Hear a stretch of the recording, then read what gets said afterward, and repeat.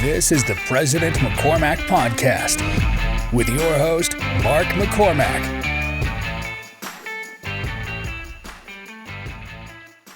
I don't know. The thing was funny for me. I mean, I know it's Oregon, right?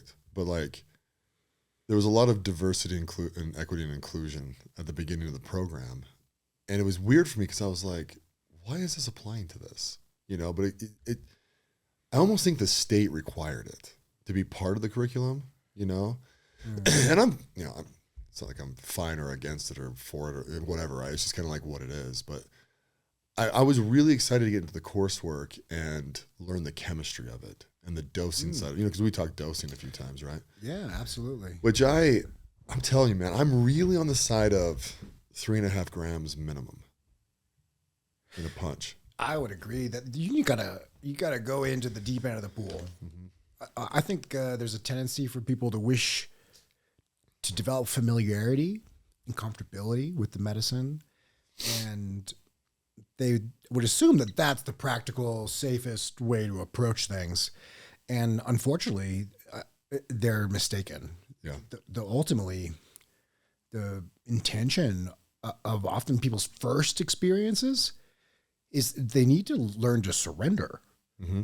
And when you're taking microdoses, which may seem more approachable, you don't really face the decision of surrender. Yeah. You still remain too far in your cognitive state, and your conscious and your ego is far, far braver than when you get into these heavier dosing. And your only choice is truly surrender. Yeah. And witnessing the people who are even in physical fight to resist. Yeah. What it is to like feel the come on and the invitation of the plant medicine as it carries its wisdom and inspiration and invites. But you're standing on this precipice of the deep end of the pool and you're like, I don't wanna.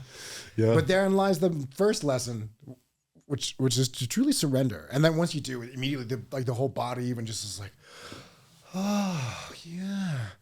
And people have these breakthrough moments, you know, and it's often even like I've witnessed like people experiencing envy as they wish they could achieve that, but they themselves are like judging that I didn't do it right. What did I do? And often it's like misplaced blame, or they'll say like, oh, the shaman was bad, or the medicine didn't work, or, you know, I have these particular body issues that like don't allow it. And I was like, if you say so, yeah.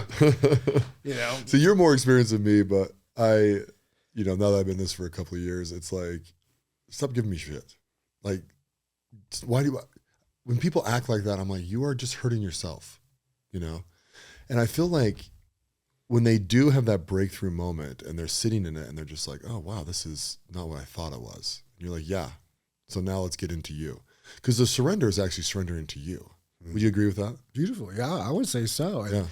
I think maybe there's a duality to it. This kind of like, there's a you, but there's also a connection to the kind of otherwise universal forces, or something that people would label as God or the one, or there's lots of different identification source, but there's certainly a sensation that you're not alone, but at the same time, a responsibility that it's up to you. Yeah. Yeah. So definitely. When I'm facilitating these and I'm talking with certain people, I get really deep into the whole, like, you are a collection of your choices, right? So if you don't like your past and you're depressed from it, or whether even if you like your past and you like where you're at now, it's the same principle. You're a collection of all the choices that you make. So at this point right now, you can choose anything you want. What are you going to choose, right? And if they go into their traumas, right, they'll be like, oh, I had this thing happen to me, and, it just affects every single thing in my life. And I'm like, you're choosing to have it affect everything in your life. You need to change the way you speak this out. I think therein lies the invitation. Like, it's meant to recall this trauma. That is why you're here. Mm-hmm. These past experiences that are your collective self and your identity. You know, when the medicine brings these forward and you're experiencing this traumatic thing, the expression of it is the opportunity to release it. You know, so many times people are like, oh, I had a bad trip. I had this like trauma that came up. And I was like, what did you go there for? The sunshine, rolling around naked outside. Well, I mean, that's fun too, I suppose. But, you know, but those traumatic moments are the permission to like allow it to go. And sometimes it comes out with like a vibratory thing and people shake, or it's an experience that people have to tearfully cry out, or often it's like a twisting of the body or a wandering of the physical body that they just have to go meander around until they like discover it. And all is permitted, and people wish to like anticipate all of the potentials and like be prepared for like what the outcomes would, and you can't. You're just gonna go into this choose your own adventure opportunity. Yeah, which is fun. I wish people would view it that way. I think so. Like, it's super fun. you know, especially when you develop that confidence, you're like, oh, everything's gonna be fine. I'm not gonna die. Yeah. Oh, I'm going to come back. Okay, I guess I should. And I think therein lies like the second message that plant medicine brings is once you've learned to surrender, then trust can be developed. Yeah. And if you look at that, I think most of society as a whole, or those traumas, like what they've done is they've deteriorated our trust in ourselves, trust in other people. And we have very good reasons to. They hurt me, my money, my business, my relationship. And I have to like defend myself, and it can never happen again. And so to find trust again is threatening, because now you have to revisit these moments you don't really want to. And they've helped you like define yourself, and they brought you to who and where you are. And for the most part, people like accept and love who they are. So to be given this, like, now you can shift and do something different. Well, then who am I? And the invitation to become anyone you want, most people are terrified. Yeah. They would rather continue, but they'll still keep buying self-help books, and they'll go to the next dating app or whatever. Mm-hmm. No, I think that's the thing. Like, people, at least we'll talk about American society, really, right? Like, it's so damn easy here that people lose themselves really quickly, and they almost don't have a relationship with themselves. I think that's another thing with plant medicine, right? Is it forces you to actually reject yourself or love yourself. Most people choose themselves, but they can really reject some things inside of them too, which actually are good. If you reject something inside of you, cast it off. Focus on the stuff that you love, right? I think, speaking of plant medicines, there's such a variety of medicines as well. And it's not really easy to categorize what each plant medicine does until you've kind of had an experience with all of them. But from my observations, they similarly access a place where you can do this kind of therapeutic work, but they touch on different aspects. So say mushrooms, for example, right? They'll have an ability to truly bring forward these traumatic things and present them to you, but you often don't have the willpower to like conquer them. Whereas the MDMA often will bring you to that power of like trust and heart open capacity that you're like gonna do it, and you think about other psychedelics like the ketamine that touches on this kind of dopamine receptor, and you get this static kind of ecstasy sensation, and then it's so different in low doses versus in high doses. So to explore all of these can be like treacherous or daunting, because it can be kind of all consuming, and you'll just find yourself eager to unravel yourself and know yourself deeper. And I think this to your point of like American society, or people don't have some identity. That's why it's calling to so many people, is they're like, by God, I'm going to find out who I am. Right. And maybe it's a luxury that previous generations didn't have, right? And if you were in a wartime, like you were in a depression, like, look, we're survival mode, right? And it wasn't all that long ago that people were just like, look, it's death, life. We don't got time to figure out what you are. All right, this is who you are. This is what you get. Work hard, So it's an odd opportunity to see what it is that humans in this next generation, especially in America, will do with it all. Yeah, and it's kind of an enlightenment, like a true enlightenment for people. We're starting to see it become legal in a lot of places, right? Yeah. Oregon happens to be one of them. We were talking at the beginning of the podcast, I'm getting my facilitator's license out in Oregon. And I like that because of the education side of it too. And I like that this is evolving out of the darkness a little bit and becoming a tool for people. I really do. Why do you think that ketamine was the first one that was legalized? Man, it's like a slip through like a loophole or something somehow. You know what? I think the answer is because it's already been practically being used by, flight medics, and it's been used by, veterinarian clinics. It's just anesthesiologists. It's a really familiar medicine. It didn't have the same stigma as a recreational bad thing. It didn't get swept under the rug as one of these no good medicines. So all of a sudden when people were able to access it, there weren't legal precedents, nor were there these kind of connotations that it was bad. So it was it was able to come through. Yeah, that makes sense. Because growing up, right? You go through the DARE program and you go through all this stuff, right? And they scare the shit out of you, basically, right? About taking drugs. I think that's what this is your brain on drugs. Yeah, boom. Oh, yeah, exactly. Yeah.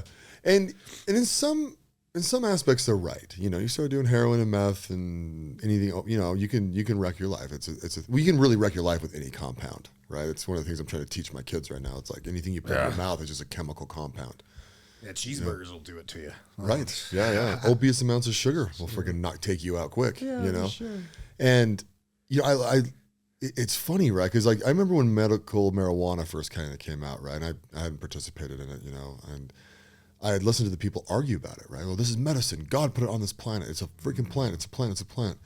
And actually, it really resonated with me because I agree. It's how can our government take a plant that grows naturally and regulate the hell out of it? And I get that, opium comes from, poppy seeds and all that kind of stuff, right? Sure. But really when it comes to mushrooms and marijuana and different things like that, it's it literally just grows, even acid a little bit, right? It's just moldy rye bread. Certainly. Right? Well, and there's lots of history about the even ties to Christianity and the with the Great Awakening kind of stuff being used, and even stories of temples that were used as ceremony for people to come and experience death before death, right? And it's I think the road to Ulysses, and these historians would describe the who's who of Marcus Aurelius, and important generals would come and they would wish to have this experience, and they would be able to experience death and then go back fearlessly into their life. Interesting enough, the temples were often, I think, mostly conducted by women. They were the temple workers. So, which I think is an interesting concept of the way legalization has happened. Is this a sacred thing that is performed under strict kind of religious or ceremonial, or is it truly abundant and you can be your own shaman? You don't necessarily need the guidance or the counsel of some ancient tradition, but at the same time it's difficult to manage on your own, so you definitely need some help. Yeah. It was funny with ancient tradition. I at some level respect it, and then another the duality of it, I guess, is I'm also I feel like you guys are making this up. You know what I mean? Have you really been using this stuff for 10,000 years? Right? Or does someone tell you that they've been using it for 10,000 years? I mean, there's no record of you doing it for 10,000 years. You know what I'm saying, right? Because every now and again, I get with some people, right? And you can call acid, right? Acid, you can call it a drug, right? You can call it a compound, you can call it medicine, you can call it a substance. And sometimes you get around people and it's like, yeah, if you call it a drug, they lose their mind. Well, that is the sacred medicine. And I'm like, Oh, yes. we're getting a little into the weeds here. You know, like that's semantics. It can be both. Yeah, semantics, right? And it's such an interesting thing, the way that people view it. And I think the reason why it upsets them so much is because instead of them just deciding I'm a man, or not a man, I'm just a person, I'm going to take this, it's my choice, right? They got to like give a reason for it. Yeah. Well, I'm going to put the sacredness into Permission this. somehow has to Yeah. be given through the right authority, you know? Right, and it's like whatever stipulations you put on this to make it right in your head instead of just being like, no, I took this because I wanted to try it. This is a Shakespeare Romeo and Juliet quote, the rose by any other name would smell as sweet. Yeah. So call it what you want to call it, but like, it is this. Yeah. And it does this thing, you know? Yeah. And if you're somehow intimidated by one word, you're probably missing the point, you know? You're caught up on this whole superficiality thing but if therein lies your interest, then, you know, stay there. And that's all right. Yeah. And dig deeper when you're ready, but it'll be there for you. There'll be more profound knowing if you choose to forfeit that concern. Yeah. No, that's a good point too, is the good thing with plant medicine is at your pace. You know, go as deep as you want or as shallow as you want, or, you know, and I think what people do too is when they try it, they would kind of want to tiptoe into it a little bit, which we talked about earlier. I'm not going to allow that anymore, but because I think you're right. It's just one of those things that go have the experience. You know, if you're going to go on a roller coaster, you go on a roller coaster. You know, you don't want to go around there 1 mile an hour and then go around 2 miles an hour and then get up to like 100. Yeah, and if you were to look at someone like extreme sport, skydiving or some type of where safety harnesses and lots of regulation would be required, you wouldn't let people just dictate how they would go about it. Right. You know, I'd feel safer if I do the harness this way. No, homie, you're gonna die. That's not gonna work. We've tested it already. Yeah, you gotta do it this way. Yeah. But I do believe, the medicines are available in different capacities, different experiences. You can experience it all different ways. But it is unfortunate. I hear from many people that, you know, because of the recklessness in their youth, they're afraid and they will not approach the medicine again. You know, so it is unfortunate that so many people are craving healing potential and looking for solutions, and the medicine is here and is available, but simply because it was misused, now you have this kind of a scar, and the medicine itself is a trauma. Yeah. And in my opinion, the people who are really flirting with these desires to have grander experiences, what often they're missing is to approach the medicine differently. They may have lots of experience. They partied hard. They've done it. They've done it 10 times. They went harder than you ever went, buddy. Let me tell you, when I was, you know, but you ask them like, did you ever sit down and fast? Did you bring some type of intention? Did you work it through this kind of like distillation process where, you know, you went in and you thought, well, what could this be? Thinking about it, and then maybe even condensing it more and then feeling about it and then being able to express it in even just a few short words. Because as you know, like once you enter these spaces, your capacity to hold on to things, it gets real slippery in there. Yeah. Real slippery. So your capacity to just like remember some paragraph long words of intention ain't gonna happen. You got to be able to whip that out and have it in such a concise, condensed way. And if you do so, you really can forge some type of like psychedelic tool, some type of like token. And that's why I think if people wish to really approach medicine in a different way, amp up your game, you know, bring some intention, do something metaphysical even. I might challenge your belief that somehow these crystals or these, you know, scarves or bracelets or some token that you bring with you could somehow be meaningful. And the woo-woo or hippie community is often mocked because they'll like bring this forward as their like truth, and the scientific community is like, look, these are chemicals, it's all in your brain, we can map it out, let me show you right here, and they'll disprove it. But yet at the end of the day, it's like, do you want something to be effective, or are you trying to just come up with some narrative and make that the truth, when it works. And like we discussed this, like it's been around for 10,000 years or whatever. People have been using these for purposes, and it's available to you. So I would encourage anybody to think about it if they have that kind of traumatic experience where they've been scarred by their recreational use, to set aside time to do it differently, to try it in a way that isn't necessarily for, invigorating some type of sexual experience or, some type of mastermind development of your business even, but like just let what happened emerge. Let it be an organic experience and set a container that allows you to actually experience that. Invite the right people. Invite the wrong people and it'll go terrible. Invite nobody maybe. Sometimes the music, you just throw yourself into some concert and all of a sudden you're like, what am I doing? These lyrics are so hard. Well, what did you just, it's a non-specific amplifier. It's just going to ramp up anything and everything. Yeah. So you just be cautious and steer it maybe, if you're able to like compose something that's going to be helpful for you, well, choose to do so and exclude and include the things and give yourself the best odds, at least. You're not going to be able to like control everything along the way because, again, surrender and trust. But like, you can certainly improve your odds. Yeah. Yeah, exactly. Yeah, and it's also one of those things where set and setting. So in the literature that I went through, that the coursework, right, set and setting was talked about almost every section, right? Certainly. And it's very true. That's why a lot of people like to go out in the wilderness or in the forest or nature or whatever you want to call it. It could be your backyard. It doesn't really matter where it's at. But yeah.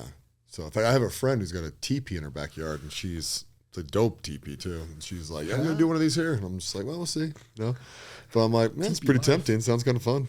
Yeah. So I think there's something organic about the earth, the nature part that, when people experience psychedelics indoors, they're kind of just removed from. They just don't have it. But often there's this kind of like, I call it the burrito. People just like want to get wrapped up in a blanket, put on their eye mask and noise canceling headphones and experience this kind of out of body separation of their conscious and physical state. And that's a worthwhile experience as well. And I think that's often some of the terrifying moments as people recognize that like they feel like they're going to die and their brain and somehow body are not connected, but life is still happening. So in that moment, you're like, oh, okay, this is happening. Yeah. Yeah. What was your first experience? DMT. Yeah. Often that's one that people reserve for some type of escalation. I believe that medicine kind of calls to people, and for whatever reason, it will start just being in your head and start showing up in conversations, and you'll hear about it in podcasts, and it just seems to just like reoccur. And it could be mushrooms, it could be this, it could be MDMA.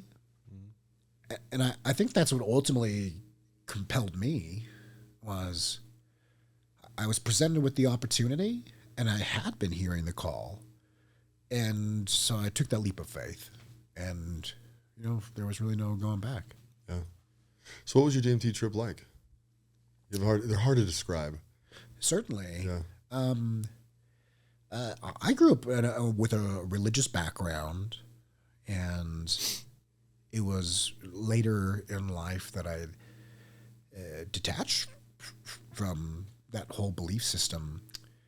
And it's kind of like baby with the bathwater. I just tossed out everything and, kind of no longer accepted there was some type of deity or guiding force, nor some end game in which life was intended to be played.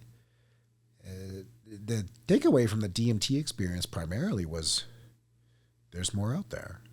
And there was some type of remembering. Yeah, that makes sense. Yeah. How would you describe a DMT trip to somebody?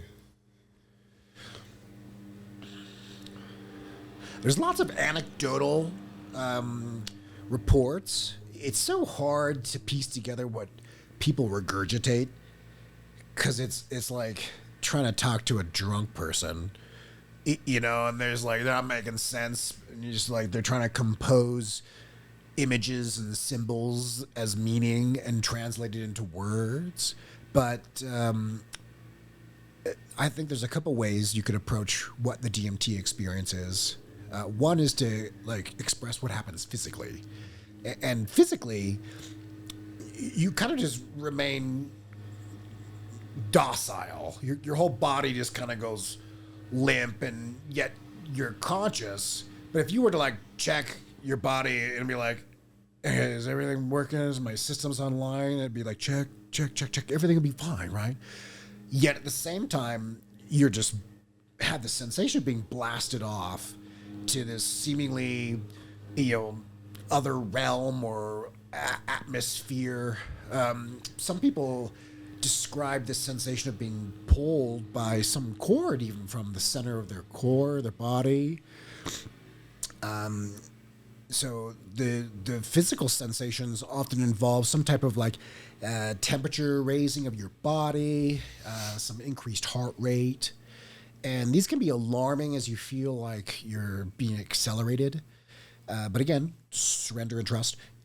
And but physically, for the most part, you have your experience for as many minutes as that lasts, and then you come down in this kind of this euphoria that you feel afterwards, and maybe even a little confusion, like your mind just like processed a ton of things. Like you just took like some 5-hour exam about taxes or some shit. Just your mind's like, wow, that was a lot.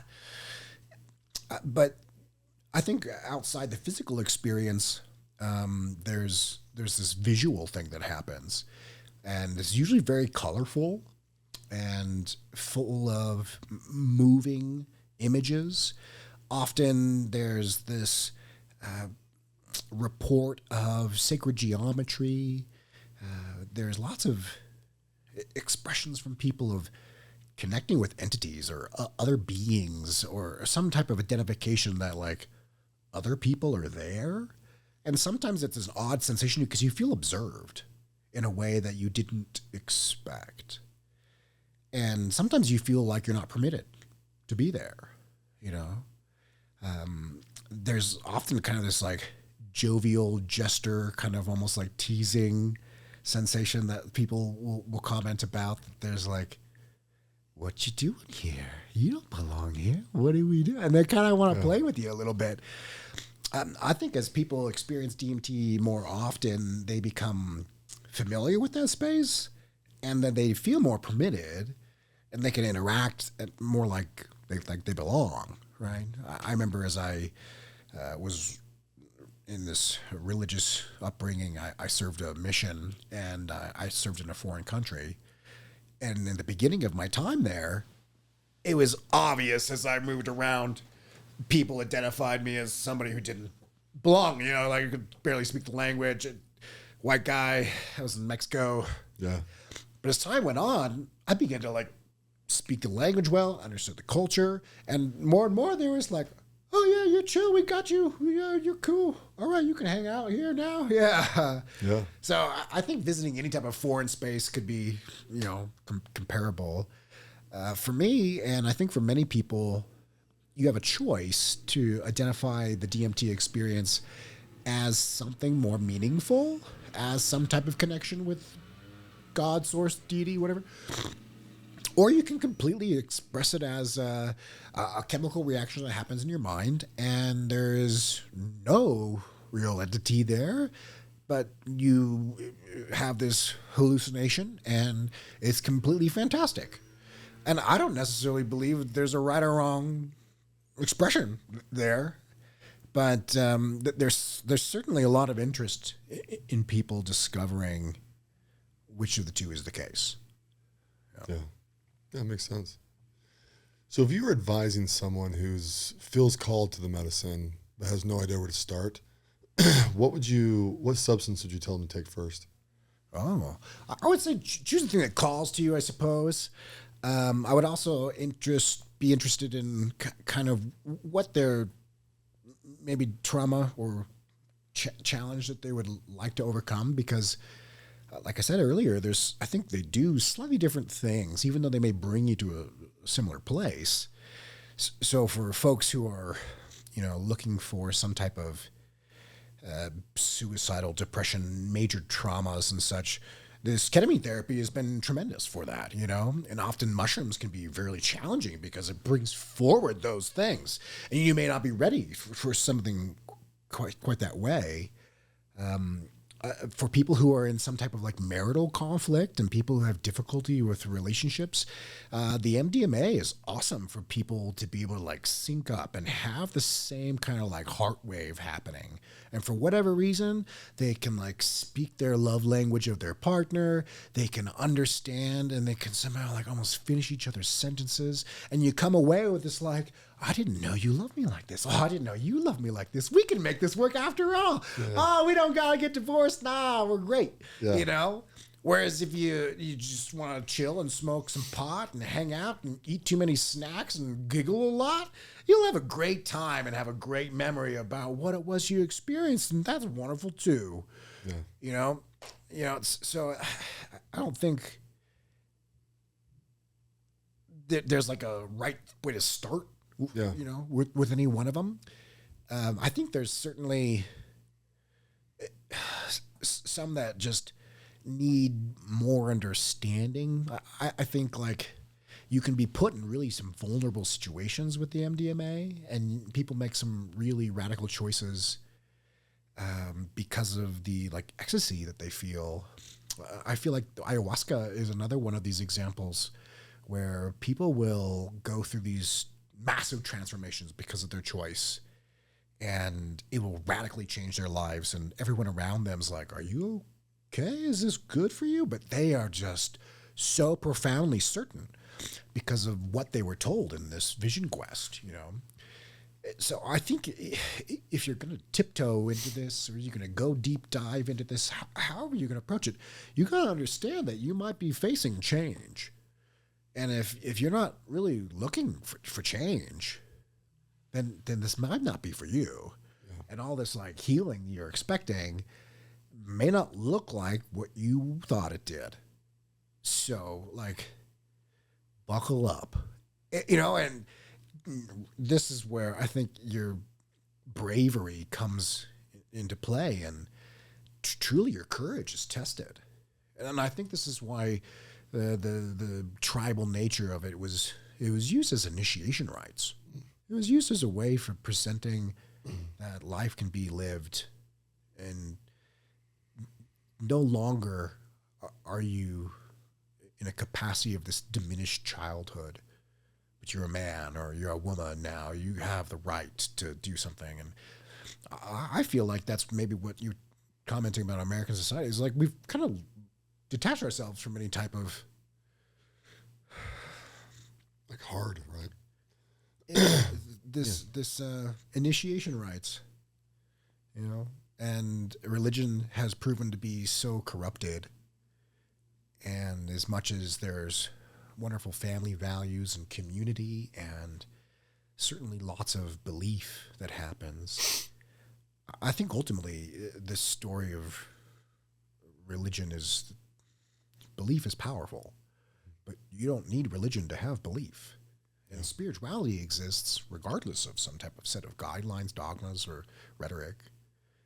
But again, this choose your own adventure thing is complicated, and you much would rather somebody force feed it to you and tell you exactly how it's going to be, because then you don't got to think about it. You go back to your football game. Yeah, exactly. You've said ayahuasca, right? Yeah, ayahuasca. How many times? Many times? No, I haven't. Sorry. Oh, you haven't done ayahuasca? No, I have not sat. It's been honestly the reason is because it's controlled so heavily by the shaman, and my experience with psychedelics kind of led me through a diversity of so many medicines that I really don't want somebody to tell me how it's going to be. And I think that might be one of my limiting beliefs, or something that I still struggle with control. I don't really want somebody else to, I want it, So I'm, patiently waiting for the call to be right or the opportunity to present itself. Again, this call that comes, I've had plenty of opportunities, and it's not like there's a lack of opportunity that is, abundant.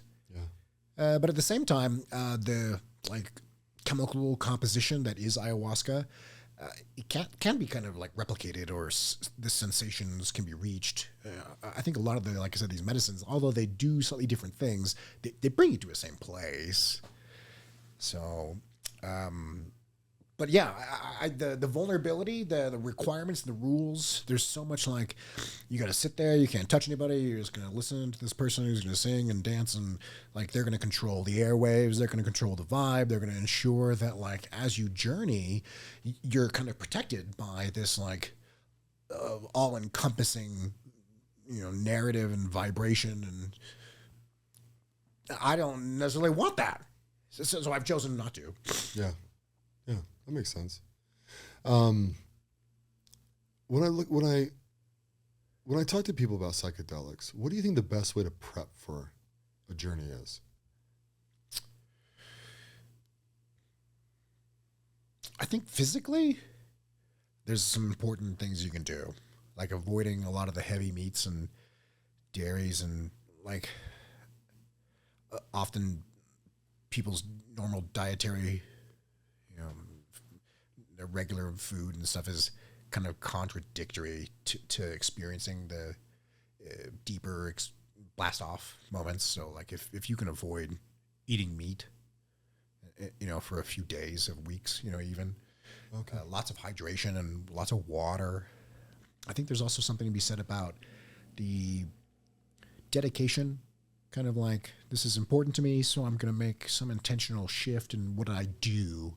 My behavior will reflect kind of my revere for this sacred thing that's going to happen. And if you treat it that way, then it seems to respond that way. So I would encourage people to, do something physically to like prepare themselves. And again, the intention setting, and really spend some time. And I think it can be simple. It doesn't have to be complicated, but people don't necessarily know what intention setting looks like. There's like intentions. Yeah, I'm going to have this vague idea that's going to look like this. I'm like, that's not going to work. Be like specific, spend time, journal about it, or walk in nature about it. Talk to your best friends about it, your partner, somebody like that. Listen to some podcasts, something that would identify that you have interest in making this meaningful. Yeah. And then if you can specify it in those moments where you're in the thick of the journey and you're kind of scared or you're overtaken by the power that's presented to you, you can recall that and you'll know because you prepared. Mm-hmm. If you're just winging it, yeah, you're going to panic. It's just like you get pulled over by the cops and you're trying to make up some story. It's like, no, they see right through that shit, man. Yeah. Yeah. But if you got your story straight, you might get off, Yeah. What's the most impactful thing that you learned during a journey about yourself? Oh, I suppose they're all equally impactful in different ways. Most impactful, the things that I recall, or the things that come up first, are that I'm not alone. And I don't know if it's my own upbringing or traumas that I've personally experienced. But that's one I struggle with. Is I'm like, if no one else is here, I gotta take care of myself, or like people please to ensure that like I'm safe. But in the end of the day, I feel very alone. So that was probably one of the more meaningful things. Is like, it's okay. I also think there's this like profound experience that's happened with a feeling like I'm returning to home, and maybe that is connected to not being alone thing, but like there's a united feeling.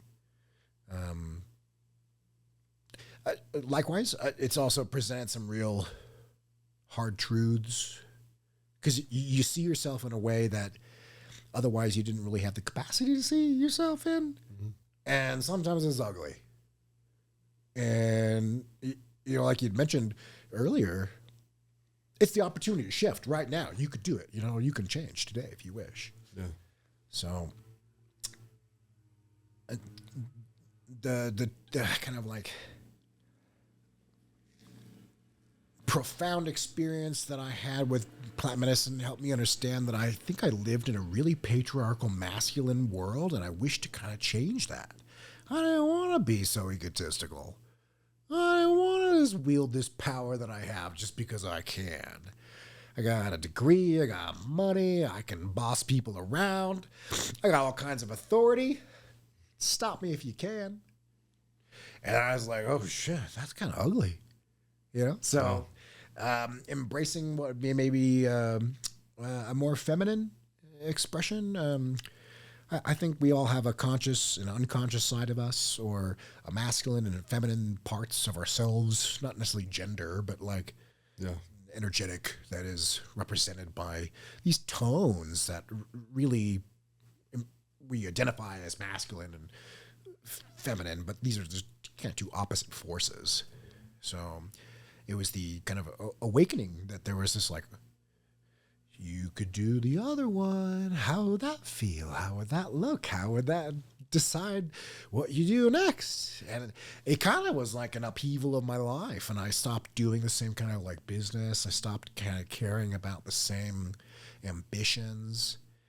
And it then kind of created this new sense of identity. And it's been fun to now kind of, as time's gone on, try to integrate them both, you know, and return to some of these maybe more elevated aspects of masculinity that were so easy in my like youth and confidence and just brazen attitude that the world was here for me.